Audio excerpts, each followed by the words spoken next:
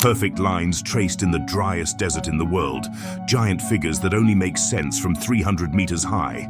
Millimetric precision executed 1,500 years ago without modern instruments. The Nazcas left the most bewildering archaeological enigma on the planet, and no one can explain how they did it. Chapter 1. The Aerial Discovery and the First Anomalies. It was 1927 when Peruvian archaeologist Toribio Mejia Gespe boarded a small commercial aircraft flying over the arid region of Nazca. What he saw from that window would challenge everything science believed it knew about ancient civilizations.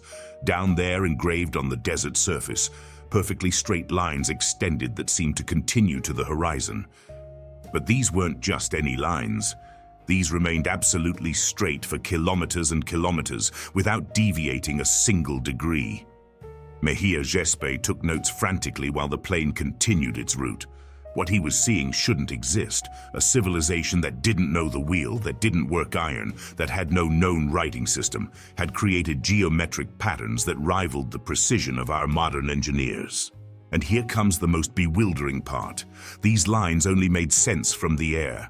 From the ground, they were simply shallow furrows in the earth. No apparent meaning, no visible purpose.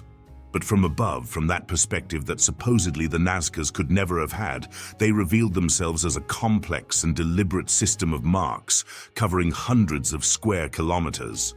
The question that tormented Mejia Gespe, and that remains unanswered to this day, was simple but devastating.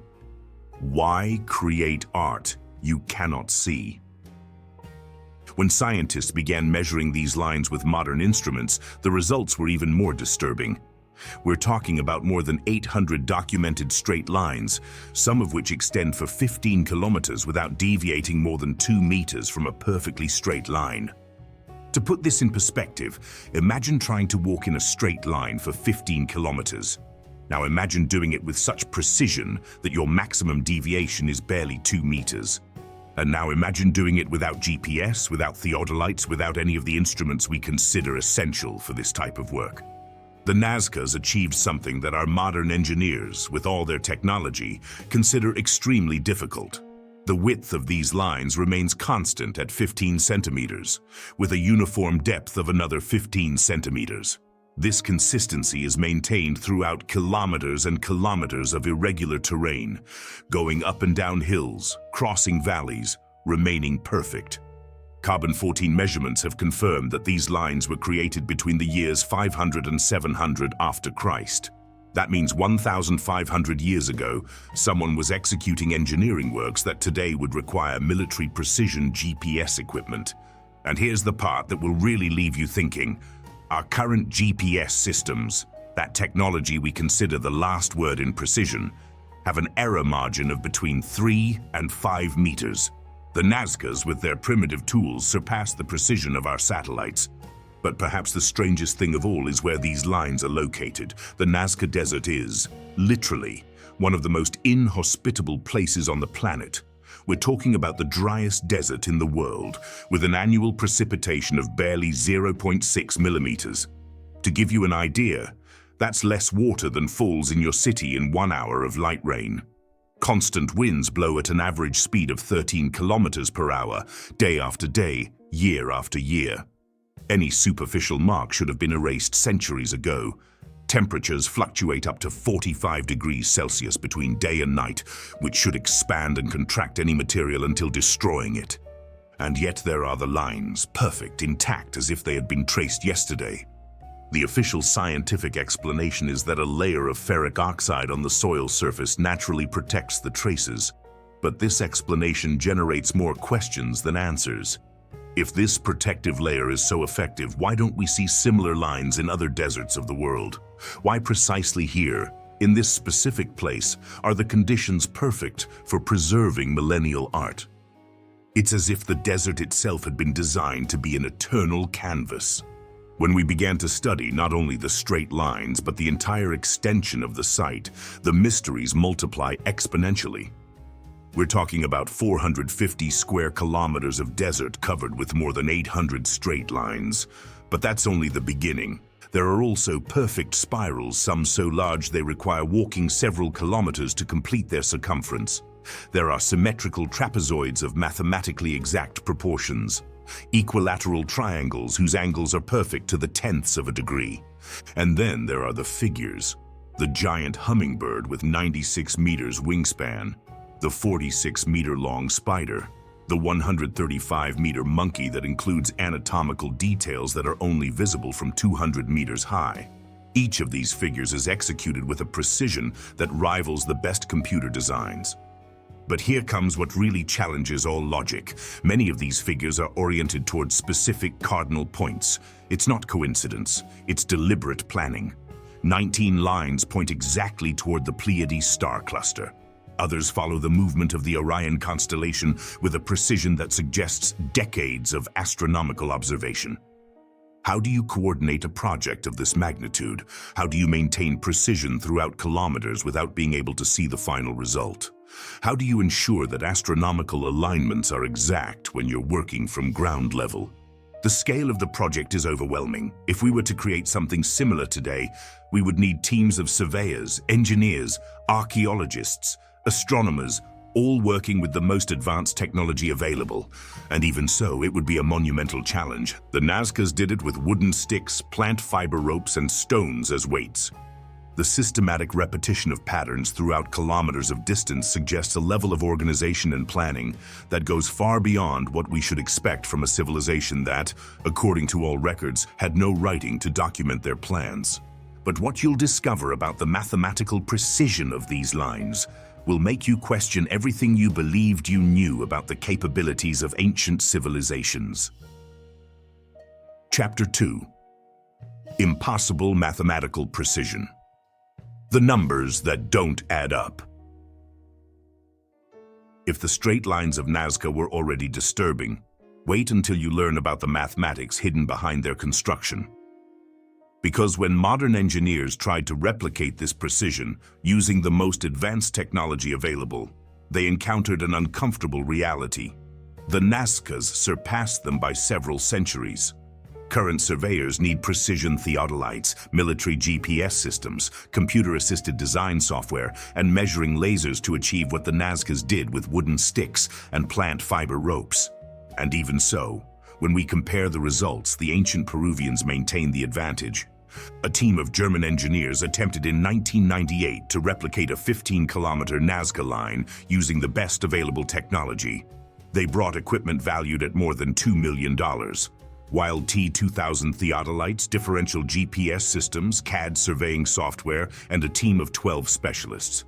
They worked for 3 weeks under ideal conditions. Their final result aligned with an error margin of 2.3 meters. Impressive by modern standards. But when they compared it with the original Nazca line they had used as reference, they discovered something that left them speechless. The 1,500-year-old line, exposed to centuries of winds, temperature changes, and erosion, had a maximum deviation of only 1.8 meters. After a millennium and a half, it was still more precise than the work of 21st century engineers equipped with space technology. But precision in distance is only the beginning of the mathematical puzzle. When you analyze the tolerances in the width and depth of the traces, the numbers become completely irrational. We're talking about a maximum variation of 50 centimeters in the width of lines that extend for kilometers. For you to understand the magnitude of this precision, that represents an error margin of 0.003%. The most precise buildings in the world, built with laser technology and computerized control, allow error margins of up to 2%. The Nazcas were 600 times more precise than our current construction standards. The depth of the furrows presents another technical mystery. Exactly 15 centimeters, maintained throughout kilometers of irregular terrain. Going up hills, down valleys, crossing dry gullies, the depth never varies more than 2 centimeters. This requires constant control of applied force and detailed knowledge of soil composition at each point of the tracing.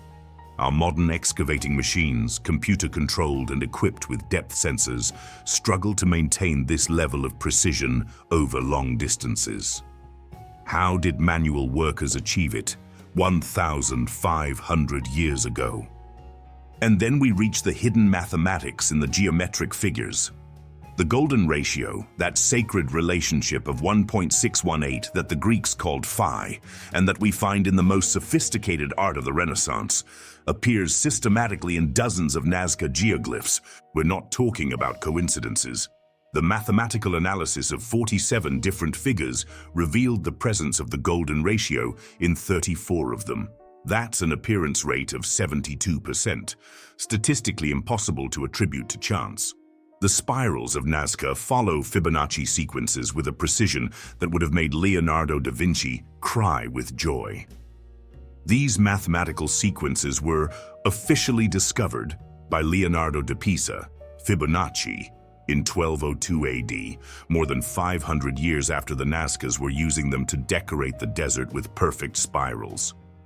But here comes what really challenges all rational explanation: the advanced geometric knowledge they demonstrate. Angles of 30, 45, and 60 degrees executed with a precision of 0.1 degrees, without protractors, without angular measuring instruments, without even a documented decimal numerical system. The fractal patterns that appear in some figures require a mathematical understanding that, according to our history books, shouldn't have existed in the Americas until the arrival of Europeans. Fractals are geometric patterns that repeat at different scales, a concept that Western mathematics didn't formalize until the 20th century with the work of Benoit Mandelbrot.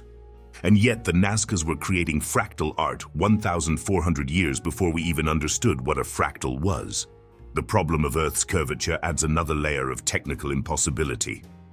When you trace a straight line of more than 20 kilometers on Earth's surface, you have to constantly compensate for the fact that our planet is a sphere. Each kilometer of distance raises the horizon 7.8 centimeters. Ignoring this calculation means your straight line will actually be a curve that deviates more and more from the desired direction. Modern surveyors use correction tables, specialized calculators, and geodesic software to make these compensations. The Nazcas not only knew this fundamental principle of geodesy, they applied it systematically in their longer lines. Modern topographic analysis has confirmed that lines of more than 20 kilometers include precise compensations for Earth's curvature.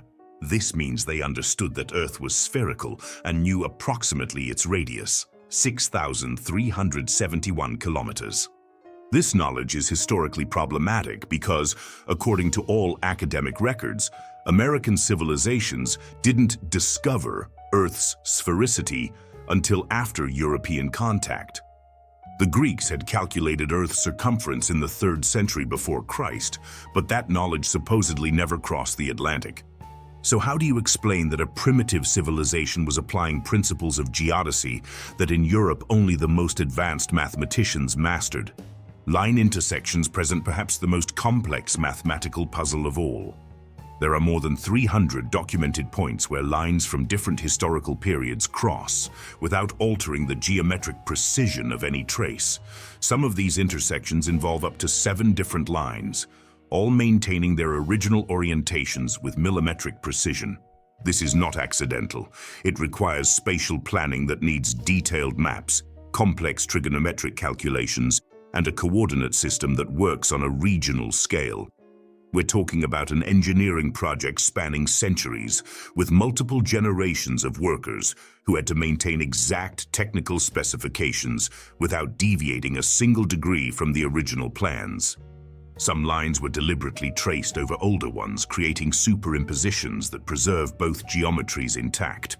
It's like building a highway that passes over another without affecting the traffic below, except we're talking about projects separated by decades or even centuries of difference. The temporal coordination this requires is simply overwhelming. How do you maintain precise records of locations, orientations, and mathematical specifications during generations? How do you transmit complex geometric knowledge with the precision necessary for a worker from 650 AD to be able to perfectly continue a project initiated in 500 AD? And they did it without known writing, without paper, without files, without libraries. The evidence of systematic maintenance adds another dimension to the mystery. Many lines show clear signs of having been repaired or retraced multiple times throughout the centuries. This implies not only the original construction, but a conservation system that functioned for generations. Imagine the organizational structure necessary. Inspection teams that regularly traveled hundreds of kilometers of lines to identify damage from erosion or animal trampling. Specialized maintenance crews who knew the exact specifications of width, depth, and orientation of each specific trace. A quality control system that functioned without interruption for centuries. All this coordinated without any written communication system that has survived to our days. Chapter 3. The Giant Geoglyphs. Art that can only be seen from the sky. If Nazca's straight lines defied logic, the giant figures enter directly into the territory of the impossible. Because we're not simply talking about decorative art. We're talking about anatomically perfect representations of creatures that require zoological, biogeographical, and technical knowledge that doesn't fit into any conventional explanation about the capabilities of this civilization. The giant hummingbird is probably the most recognizable figure, and with good reason. Its 96-meter wingspan makes it one of the largest works of art ever created by human hands. But when ornithologists began studying the anatomical details represented in the geoglyph, they made a disturbing discovery. The specific species of hummingbird represented doesn't exist in the Nazca region. In fact, it doesn't exist anywhere on Peru's arid coast.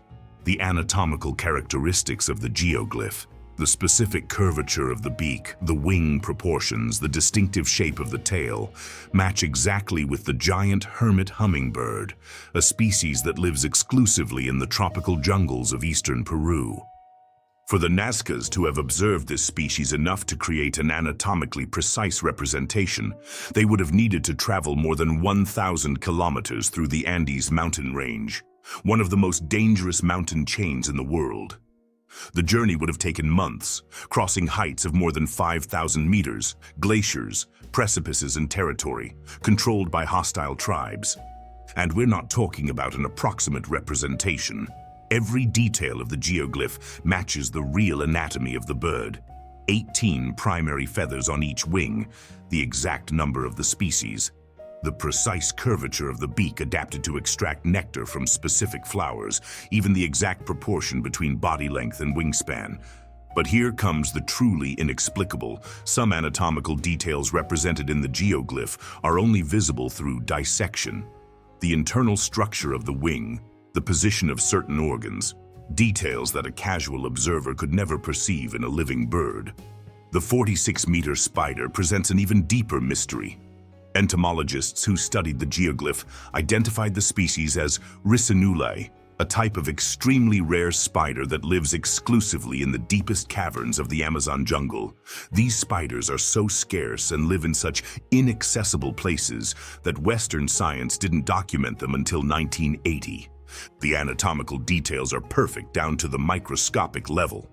The correct number of segments in the legs, 7 per leg, the exact structure of the chelicerae, the mouth parts, the precise shape of the abdomen, even the proportions between the cephalothorax and the opistosoma match millimeter by millimeter with real specimens. But the most bewildering thing is that the geoglyph includes representations of external reproductive organs, structures so small they're only visible with a microscope and require specialized dissection to observe. How did the Nazcas come to know anatomical details that we could only document with 20th century technology? The 135-meter monkey adds another dimension to the biogeographical puzzle. The species represented is clearly a spider monkey of the Atelidae family, but not just any spider monkey. The specific anatomical details, the disproportionate length of the arms, the absence of thumbs, the extremely long prehensile tail, match exactly with Jeffrey's spider monkey, a species native to Central American jungles. This species not only lives outside Nazca territory, but outside the South American continent. For the Nazcas to have observed these primates, They would have needed to travel more than 3,000 kilometers north, cross the Isthmus of Panama, and penetrate into the jungles of Costa Rica or Nicaragua. And once again, the details go beyond what any casual observer could perceive. The geoglyph includes the precise representation of skin folds at the joints, the exact proportions between different segments of the extremities, even details of the musculature that would only be visible in a dissected cadaver. The 134-meter condor presents perhaps the most impressive technical mystery of all. Not because the species is geographically impossible. Condors do live in the Peruvian Andes, but because of the level of anatomical detail represented. Each individual feather is traced with precision, not just its shape, but its exact position in the wing structure. Ornithologists have counted more than 300 individual feathers represented in the geoglyph, each in its anatomically correct position. To create this representation, Nazca artists would have needed to study dead condors with the level of detail of a modern anatomist. But the most extraordinary thing is that the condor is represented in an extremely specific flight position, the exact moment when the wings change position during thermal soaring. This position lasts barely fractions of a second and is impossible to observe with the naked eye. Only high-speed photography has allowed modern scientists to study this specific phase of condor flight. How did the Nazcas represent a moment of flight that we could only document with cameras of 1,000 frames per second? The construction technique of these figures adds another layer of impossibility. All are executed in a single continuous line, without lifting the tool from the ground. This means the artist had to plan every centimeter of the tracing before beginning, because there was no possibility of correction or adjustment during the process. Imagine trying to draw a 135-meter-long figure with perfect anatomical detail, using a single continuous line, without being able to see the final result until climbing to 200 meters high, and doing it with such precision that every anatomical detail is scientifically correct. The coordination required for these constructions is overwhelming. Some figures required teams of up to 50 people working simultaneously in different sections, all following a master plan that had to be memorized with absolute precision. A single coordination error would ruin the entire figure. The control points distributed throughout the figures suggest an extremely sophisticated technical supervision system. These temporary markers had to be invisible in the final result, but precise enough to guide the work of multiple teams during weeks or months of construction. And then there are the anthropomorphic figures that don't fit into any known category. The famous 30-meter astronaut presents characteristics that don't match any traditional human representation of Nazca culture. The helmet, the suit, the altered body proportions, everything suggests iconographic influences that have no parallel in their ceramic or textile art. The giant hands with extended fingers, some more than 40 meters long, represent gestures that don't appear in any other Nazca artistic manifestation. Archaeologists have compared these gestures with all known representations of hands in pre-Columbian art, without finding parallels. The human-animal hybrid figures present anatomical combinations that defy both biological logic and Nazca iconographic tradition. Beings with human heads and bird bodies, creatures with extremities from different animal species, representations that seem closer to science fiction than traditional religious art. All these figures share a bewildering characteristic. They only make visual sense from specific heights. The hummingbird requires a minimum altitude of 300 meters to be recognizable. The spider needs 200 meters, the monkey 250 meters. It's as if they had been designed specifically to be seen from the air by observers who could fly at exact altitudes and maintain stable flight positions long enough to appreciate every anatomical detail. The Nazcas, according to all historical records, never developed flight technology. Chapter 4. Advanced Astronomical Knowledge. If you thought the mathematical precision of the Nazca lines was disturbing, wait until you discover what they knew about the cosmos. Because the Nazcas weren't just creating art in the desert. They were building the most sophisticated astronomical observatory in the ancient world, one that would rival our modern space research centers. The first clue came when astronomers began analyzing the orientations of the lines. It wasn't coincidence that so many pointed towards specific directions. Of the 800 catalogued lines, 62 converge at an exact point that researchers have called the cosmic center of Nazca. From this point, the lines extend like the spokes of a giant wheel, each pointing toward specific astronomical events.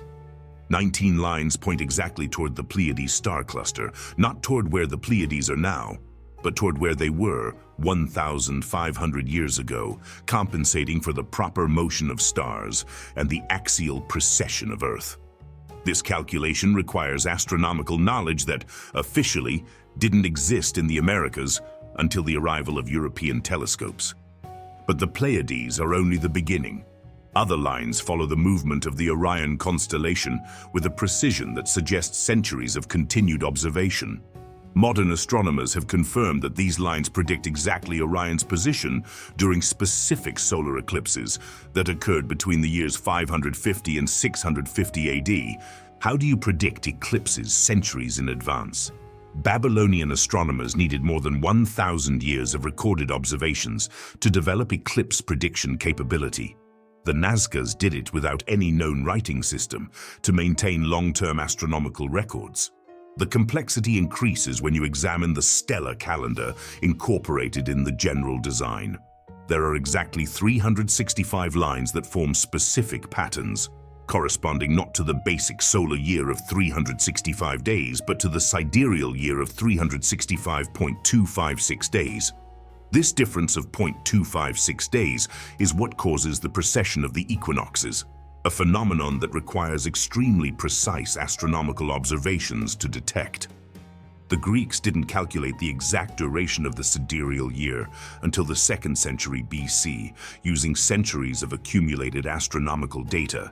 The Nazcas were applying this knowledge in massive construction projects 700 years before Hipparchus of Nicaea discovered precession. The hidden observatory becomes even more evident when you analyze how the lines recreate the celestial vault on the desert floor.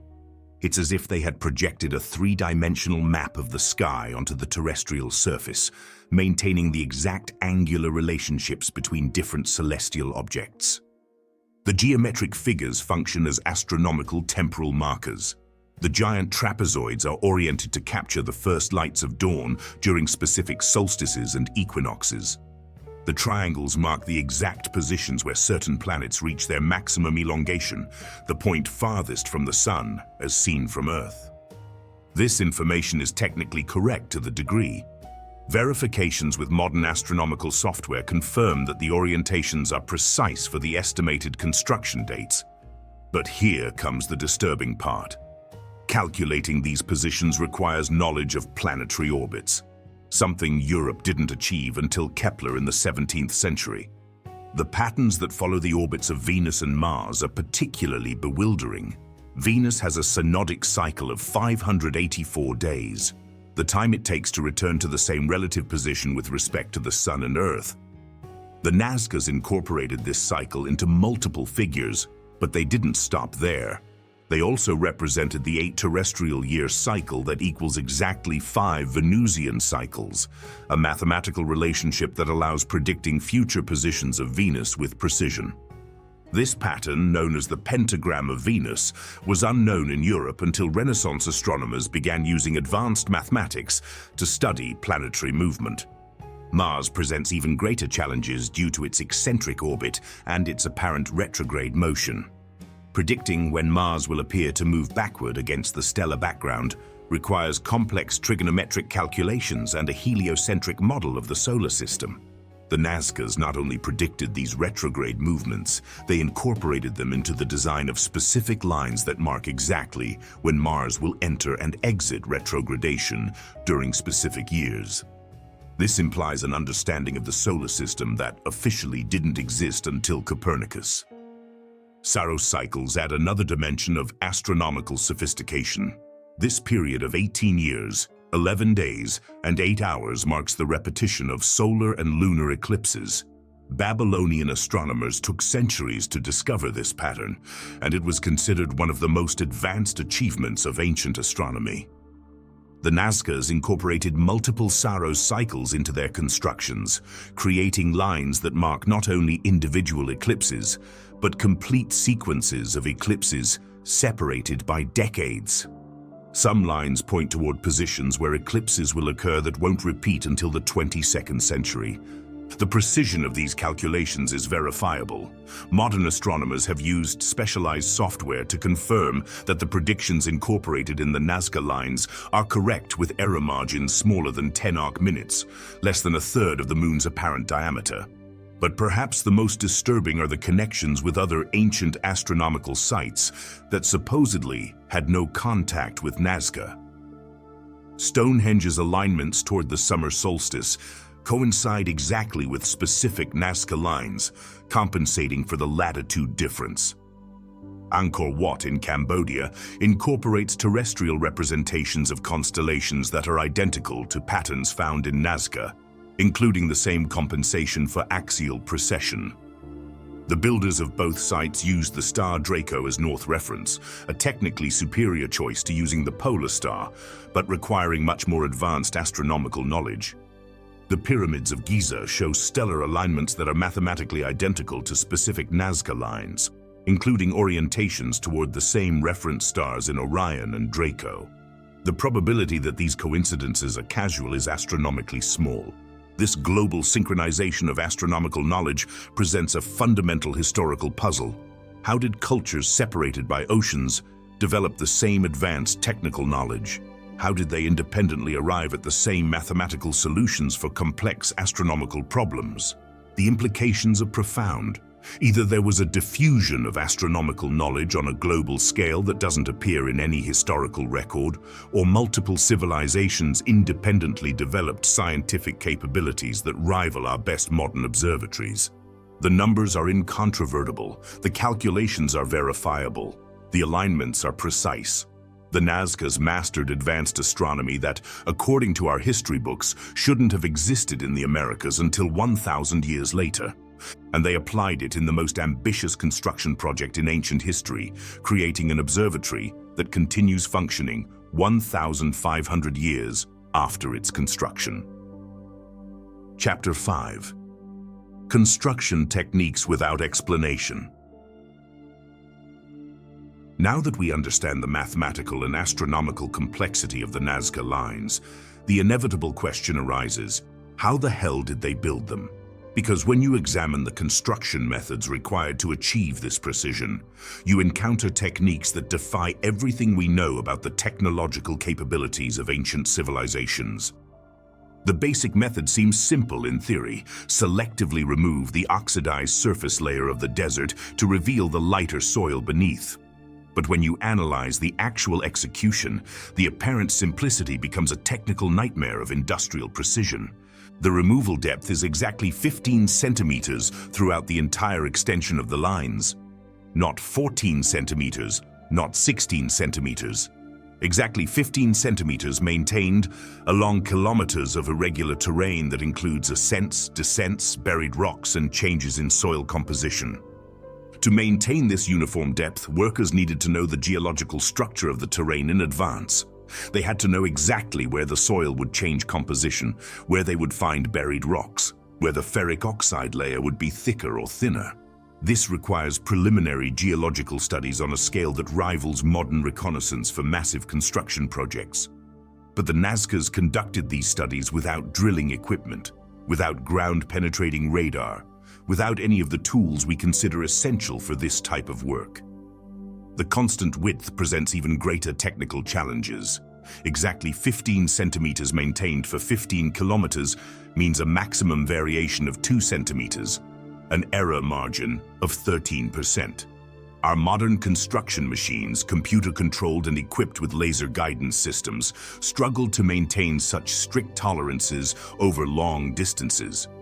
The Nazcas did it with tools that, according to the archaeological record, consisted of fire-hardened sticks, polished stones to break clods, and plant fiber ropes for measurement. The contrast between the available tools and the results obtained is simply absurd.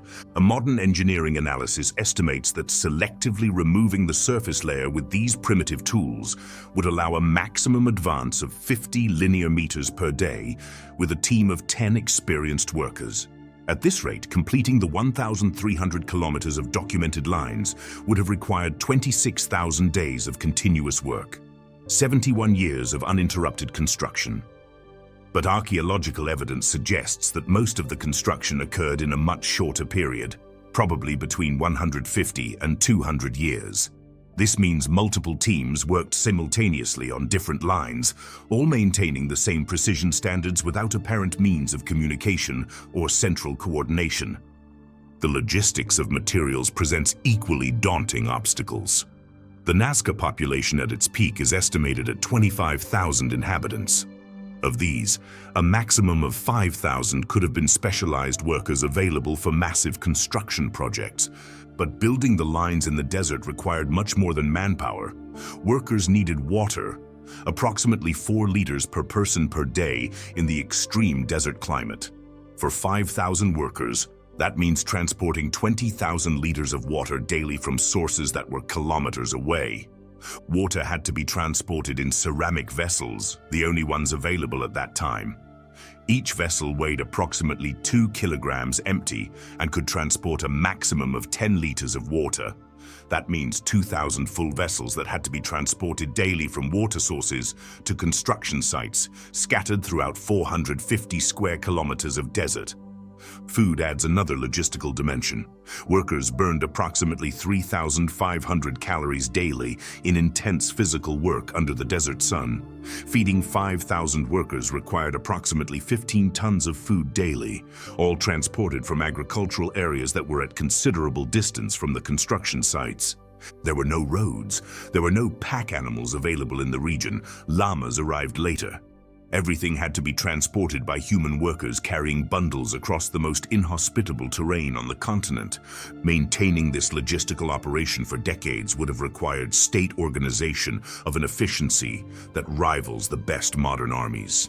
And all this to create art that the builders themselves could never see from the correct perspective. The measuring instruments present perhaps the deepest technical mystery. To achieve the documented precision in the lines, the Nazcas needed leveling instruments comparable to modern optical levels. They needed triangulation systems to calculate distances without direct line of sight. They needed to compensate for atmospheric refraction that deflects sight lines in the hot desert air. Modern theodolites, the instruments we use for this type of work, incorporate precision bubble levels, optical telescopes, graduated metal circles, and atmospheric compensation systems.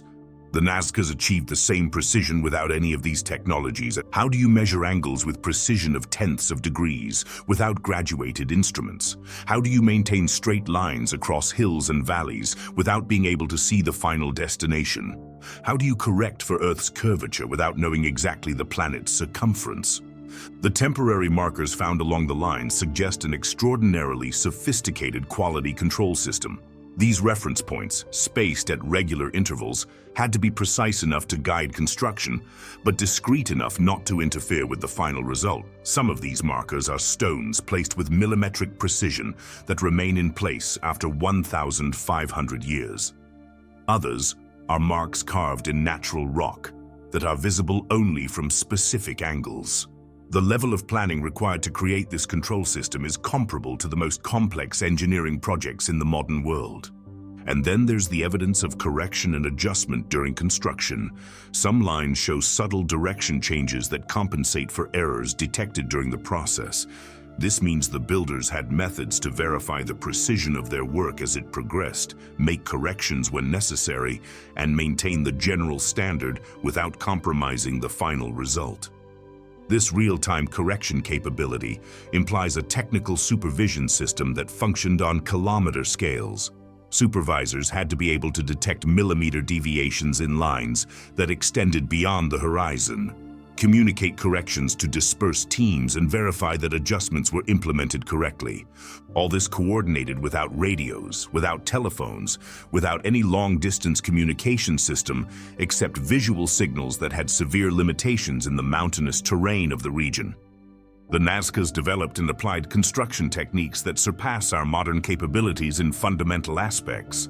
Their methods were more precise, more durable, and more efficient than ours. And they did it with technology that, according to all records, shouldn't have been capable of producing these results. The gap between available tools and achieved results is so large that it defies rational explanation within the conventional historical paradigm. Chapter 6. The ICA Stones and Other Controversial Artifacts. If the Nazca lines challenge our understanding of ancient technical capabilities, the artifacts found in the surrounding region completely destroy our understanding of what these civilizations knew about medicine, astronomy, and technology. Because in the hills near the lines, buried in the same geological stratum that confirms their antiquity, objects have appeared that shouldn't exist. The story begins in 1961 when Dr. Javier Cabrera d'Arquea, a respected Peruvian surgeon, received an engraved stone as a birthday gift from a local peasant. What he saw carved on that stone would change his life and challenge everything modern medicine believed about its own origins. The stone showed detailed cardiovascular surgery, not a symbolic or artistic representation, but a precise technical diagram of a heart transplant, complete with correct vascular connections, appropriate surgical sequence, and even the specific instruments needed for each step of the procedure. Dr. Cabrera, being a surgeon, immediately recognized the technical precision of what he was seeing. Every detail was medically correct. The representation of cardiopulmonary bypass, the cannulation of the great vessels, the preservation of the heart's electrical conduction system. Everything was there, carved in stone with precision that rivals the best modern medical texts. But this was impossible. Heart transplants weren't performed until 1967, when Christian Barnard completed the first successful operation in South Africa. And yet, here was a complete technical diagram of the same procedure, carved in a stone that geological tests dated at more than 1,000 years old. Obsessed with understanding the origin of this impossible knowledge, Dr. Cabrera began searching for more similar stones. What he found in the following 20 years of research built a collection of 11,000 engraved stones that represent a level of medical, astronomical, and technological knowledge that doesn't fit into any known historical paradigm. The engraving techniques on the stones present their own set of technical mysteries. The grooves have a uniform depth that varies between 1 and 3 millimeters, maintained throughout extremely complex designs that cover surfaces up to 60 centimeters in diameter. The precision of the engraving suggests hard metal tools, possibly tempered steel, but metallurgical analyses of the region show no evidence of advanced iron technology during the relevant period. Even more disturbing, the natural patina, the oxidation layer that forms on the surface of stones exposed to the elements, uniformly covers both the original surface and the engraved grooves. This patina takes hundreds of years to form, and its presence on the engravings confirms that the incisions are genuinely ancient, not modern falsifications. The medical knowledge represented on the stones goes far beyond cardiovascular transplants. There are detailed representations of neurosurgery that include craniotomies, brain tumor removal, and even deep brain stimulation procedures that we didn't develop until the late 20th century. A series of stones shows cesarean sections performed with techniques that include epidural anesthesia, bleeding control through cauterization, and multi-layer suturing that follows exactly modern surgical protocols. The diagrams include precise representations of uterine anatomy, fetal position, and even potential complications and their treatments. But the most bewildering are the representations of conscious patients observing their own surgeries through what appears to be real-time image projection. The stones show devices that project three-dimensional images of the interior of the human body, allowing patients to see exactly what surgeons are doing during the operation. This real-time medical imaging technology didn't exist until the development of ultrasounds in the 1950s.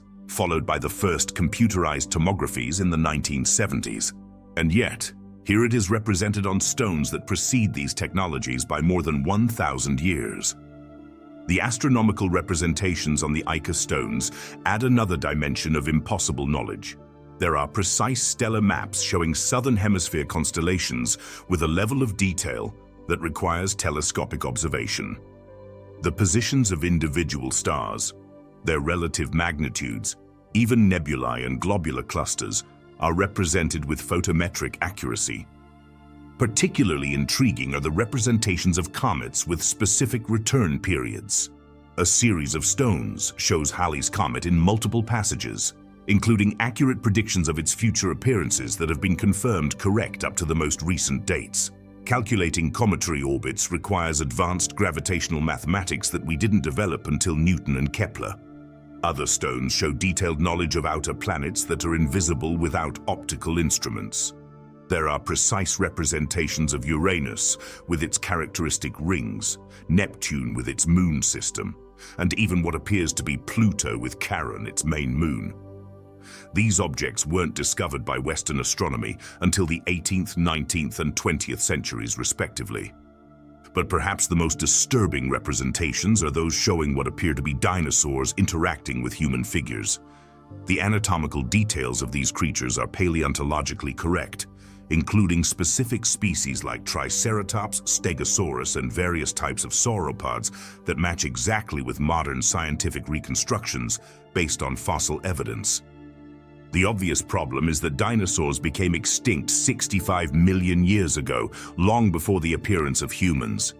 How did ancient Peruvians represent creatures they shouldn't have known? Skeptics argue that these representations are modern falsifications based on 20th century paleontological knowledge. But geological analyses of the stones tell a different story. The stones come from specific geological strata dating from the Pleistocene period, confirmed through independent radiometric dating. The surface patina covering the engravings has been analyzed through mass spectrometry, confirming its formation over periods of hundreds of years. The metallic artifacts found in association with the stones present their own technological enigmas. There are fragments of alloys that include metals that don't exist naturally in the region, requiring refining techniques that imply furnaces capable of reaching temperatures above 1,500 degrees Celsius. Composition analyses reveal alloys of titanium, chromium, and rare earth elements that weren't isolated by Western chemistry until the 19th century. Even more disturbing, some samples contain artificial isotopes that can only be produced through neutron bombardment in nuclear reactors. The textiles associated with the stone sites include fibers that don't match any known plant or animal species from the region. Microscopic analyses reveal cellular structures that don't exist in nature, suggesting synthetic fibers produced through processes we didn't develop until the petrochemical revolution of the 20th century. The ceramics show mathematically precise fractal designs that require computational calculations to generate. The patterns repeat at multiple scales, maintaining exact proportions that follow complex mathematical sequences. Creating these designs manually without computers would have required mathematical knowledge that rivals our best contemporary mathematicians. The musical instruments found in the area include flutes with frequencies specifically calibrated to produce measurable neuronal effects. The frequencies match exactly those that modern neuroscience has identified as optimal for inducing altered states of consciousness, improving concentration, or facilitating memorization. These instruments didn't simply produce music. They were applied neurology devices designed with precise knowledge of how specific sound waves affect human brain activity. This understanding of neuroacoustics didn't exist in Western medicine until the last decades of the 20th century. Each of these artifacts individually could be explained as coincidence, falsification, or misinterpretation. But collectively, they represent a pattern of advanced technical knowledge that defies explanation within the conventional historical paradigm. The question isn't whether these artifacts are genuine. The physical evidence is too convincing to ignore. The question is how an ancient civilization developed knowledge that we are barely beginning to master, and why this knowledge disappeared from human history for more than 1,000 years. The Ica artifacts suggest that our understanding of human technological history is fundamentally incomplete. There are lost chapters, forgotten knowledge, and technical capabilities that existed and disappeared without leaving records in our history books. Chapter 7: Global Connections and Alternative Theories. After examining the evidence from Nazca, the impossible lines, the mathematical precision, the astronomical knowledge, the advanced construction techniques, and the technologically anachronistic artifacts, an inevitable question arises. Are these phenomena unique, or do they represent something much larger that encompasses all ancient human history? The answer is disturbing, because when we begin searching for similar sites around the world, we find a global pattern of impossible technical achievements that suggests a much more complex human history than our textbooks admit. Göbekli Tepe in Turkey, dated at 11,500 years old, presents megalithic constructions that require knowledge of structural engineering, astronomy, and social organization that supposedly didn't exist until thousands of years later. The stone pillars, some weighing more than 50 tons, were cut, transported, and erected with precision that rivals modern construction. But the most disturbing are the astronomical alignments. Like Nazca, Göbekli Tepe incorporates precise orientations towards specific constellations, compensating for axial precession with calculations that require centuries of continued astronomical observation. The same mathematics, the same compensations, separated by 6,000 years and 12,000 kilometers. Pumapunku in Bolivia presents stone cuts with tolerances of less than 1 millimeter, achieved in diorite, one of the hardest materials on the planet. The blocks include perfect 90-degree angles, flat surfaces that vary less than 2 millimeters over several meters of length, and fitting systems so precise that a sheet of paper won't fit between the joints. These precision levels require industrial diamond tools and numerical control machinery, but archaeological analyses show no evidence of advanced metallurgical technology in the construction period. It's the same pattern we see in Nazca: results that require advanced technology, achieved with primitive tools. Easter Island adds another dimension to the global mystery. The Moai statues are impressive not only for their size, but for their precise astronomical orientations. They are aligned towards specific celestial events, including solstices, equinoxes, and the appearance of particular constellations. But here comes the really strange part. Easter Island's astronomical alignments coincide exactly with those of Nazca, compensating for the latitude difference. It's as if the builders of both sites had used the same astronomical instruction manual. The Antikythera mechanism, discovered in a Greek shipwreck from the 1st century BC, is an analog computer that predicts eclipses, calculates planetary positions, and compensates for irregularities in lunar orbits. Its technological sophistication wasn't matched until 18th century astronomical clocks. The bronze gears of the mechanism are calibrated with precision that requires measuring tools and manufacturing techniques that supposedly didn't exist until the Industrial Revolution. And yet, there it is, functioning perfectly after 2,000 years underwater. The parallels aren't limited to technology. The myths and legends of cultures separated by oceans contain identical elements that suggest contact or common heritage. Stories of masters who taught advanced knowledge to primitive civilizations appear in oral traditions from America, Asia, Africa, and Europe. These masters are consistently described as possessors of advanced technical knowledge, capable of manipulating stone with impossible precision, knowledgeable in astronomy and complex mathematics, and bearers of technologies that seemed magical to ancient observers. The physical descriptions of these masters are also remarkably consistent among cultures that supposedly had no contact. Tall, light-skinned, with knowledge spanning medicine, astronomy, agriculture, and construction. They appeared suddenly, taught for specific periods, and then disappeared with promises of future return. The Viracochas of the Andes, the Neteru of Egypt, the Anunnaki of Mesopotamia, the Tuatha De Danann of Ireland, All share similar characteristics and identical roles in the development of the civilizations they supposedly educated. The geographical distribution of this advanced technical knowledge defies explanation through conventional cultural diffusion. We're talking about identical techniques appearing simultaneously on continents separated by oceans in epochs prior to any documented maritime contact. Geological evidence adds another disturbing dimension to the puzzle.